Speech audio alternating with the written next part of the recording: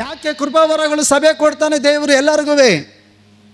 ಸರ್ವರ ಪ್ರಯೋಜನಕವಾಗಿ ಎಲ್ಲರಿಗೂ ದೇವರ ಮಾರ್ಗದಲ್ಲಿ ನಡೆಸೋದಕ್ಕೆ, ದೇವರ ಬಳಿಗೆ ತರುವುದಕ್ಕೆ ಕೃಪಾವರಗಳು ಕೊಡ್ತಾನೆ. ತಂದೆ ಒಬ್ಬನೇ, ಆತ್ಮ ಒಂದೇ, ಎಲ್ಲರಿಗೂ ಪರಿಶುದ್ಧಾತ್ಮನು ಎಲ್ಲರಿಗೂ ಹಂಚಿಕೊಡ್ತಾನೆ. ಸೇವೆಗಳು ಬೇರೆ ಬೇರೆ ವಿಧ, ಪ್ರಾರ್ಥನೆ ಮಾಡೋದು ಬೇರೆ ಬೇರೆ, ಪ್ರವಾದನೆಗಳಲ್ಲಿ ಬೇರೆ ಬೇರೆ ವಿಧಗಳು ಕೊಡ್ತಾನೆ ದೇವರು. ನಿನಗೆ ಅಭಿಷೇಕ ಬಂತು, ನಿನಗೆ ಪ್ರವಾದನೆ ಬಂತು, ಅಥವಾ ನಿನಗೇನೋ ಒಂದು ಸೇವೆಯ ಪ್ರವಾದನೆ ಆಯಿತು, ದೇವರು ವರ ಕೊಟ್ಟು ಅಂದೇಟಿಗೆ ನೀನು ಕೋಡ್ ಬಂದ್ಬಿಡೋದಲ್ಲ. ಸರ್ವರ ಪ್ರಯೋಜನಕ್ಕಾಗಿ ಪವಿತ್ರಾತ್ಮ ಎಲ್ಲರಿಗೂ ಕೊಡ್ತಾನೆ. ಅಲ್ಲೆಲ್ಲೂಯ್ಯ. ಅಭಿಷೇಕ ಹೊಂದ್ಕೊಬಿಟ್ಟೆ, ಅಪ್ಪ ಈಗ ನನಗೆ ದೇವರು ನನ್ನಂಗೆ ಬಿಟ್ಟರೆ ಯಾರಿಲ್ಲ. ಸರ್ವರ ಪ್ರಯೋಜನಕ್ಕಾಗಿ ಕೊಡಲ್ಪಡೋದದು. ಯೋಗ್ಯತೆ ಮೀರಿ ಭಾವಿಸ್ಕೊಳ್ಳೋಕ್ಕಲ್ಲ. ಅಭಿಷೇಕ ಬರುವಾಗ ಅನ್ಯ ಭಾಷೆ ಅಭಿಷೇಕ ನೀವು ಹೊಂದ್ಕೊಂಡ್ರೆ, ಇದೇ ವಾಕ್ಯ ಹೇಳ್ತದೆ, ಅನ್ಯ ಭಾಷೆ ಅಭಿಷೇಕ ಹೊಂದ್ಕೊಂಡವನು ತನ್ನ ಆತ್ಮಿಕ ಅಭಿವೃದ್ಧಿ ಪಡಿಸ್ಕೊಳ್ತಾನಂತೆ. ವಾಣಿಗಳು ಆಡುವವನು, ಅನ್ಯ ಭಾಷೆ ಮಾತನಾಡೋನು, ನೀನೇನು ಸೂರನಲ್ಲ, ಸೂರ್ಯಲ್ಲ, ಕೋಡ್ ಬಂದಿಲ್ಲ. ಅನ್ಯ ಭಾಷೆ ನಿನಗೆ ಕೊಟ್ಟೈತೆ ನಿನ್ನ ಆತ್ಮಿಕ ಅಭಿವೃದ್ಧಿಗೋಸ್ಕರ. ಅನ್ಯ ಭಾಷೆ ಮಾತನಾಡೋದಿದ್ರೆ ಬೇರೆಯವ್ರಿಗೆ ಅಭಿವೃದ್ಧಿ ಆಗಲ್ಲ, ನಿನ್ನ ಆತ್ಮಿಕ ಜೀವಿತ ಅಭಿವೃದ್ಧಿ ಆಗ್ತದೆ. ಯಾರಿಗೆ ಅನ್ಯ ಭಾಷೆ ಅಭಿಷೇಕ ವರ ಕೊಡಲ್ಪಟ್ಟಿದೆಯೋ ಅವರು ಅನ್ಯ ಭಾಷೆ ಮಾತನಾಡೋದ್ರಿಂದ ನಿಮ್ಮ ನಂಬಿಕೆ ವೃದ್ಧಿ ಆಗ್ತದೆ, ಪ್ರಾರ್ಥನೆ ವೃದ್ಧಿ ಆಗ್ತದೆ, ದೇವರ ಸಂಬಂಧ ವೃದ್ಧಿ ಆಗ್ತದೆ. ನಿಮ್ಮ ಆತ್ಮಿಕ ಜೀವಿತದಲ್ಲಿ ನೀವು ಬಲ ಹೊಂದುತ್ತೀರಿ.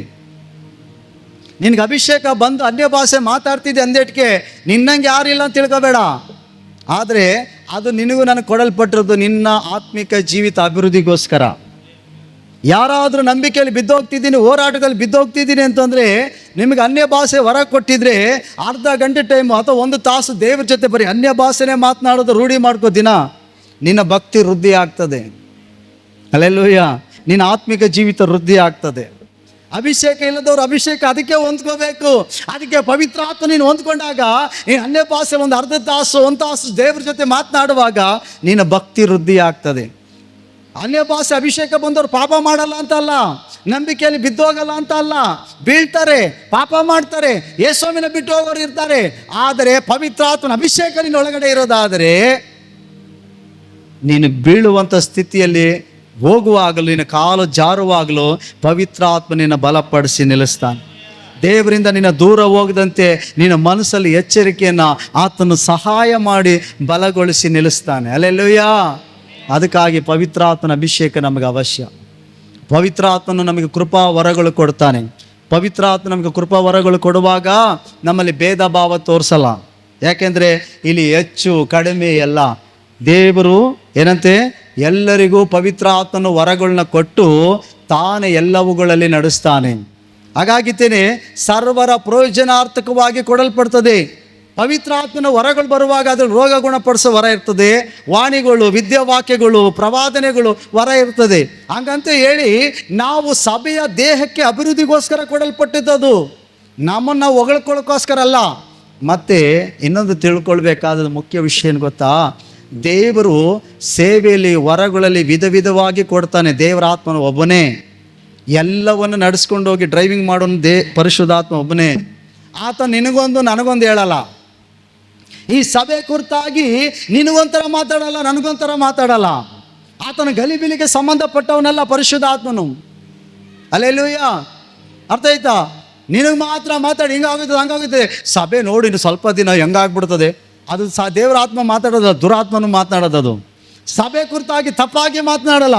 ಸಭೆಯಲ್ಲಿ ಬಲಹೀನತೆಗಳಿರ್ಬೋದು, ಸಭೆಯಲ್ಲಿ ಕೆಲವೊಂದು ತಪ್ಪಾದ ಕಾರ್ಯಗಳಿರ್ಬೋದು, ಸರಿಪಡಿಸು ಅಂತ ಹೇಳ್ತಾನೆ. ಅದಕ್ಕಾಗಿ ಪ್ರಾರ್ಥಿಸು ಅಂತ ಹೇಳಿದ್ದೆ ನಮಗೆ ತಿಳಿಸ್ತಾನೆ. ಹಾಗಂತ ಹೇಳಿದ್ದೇನೆ ಅಲ್ಲ.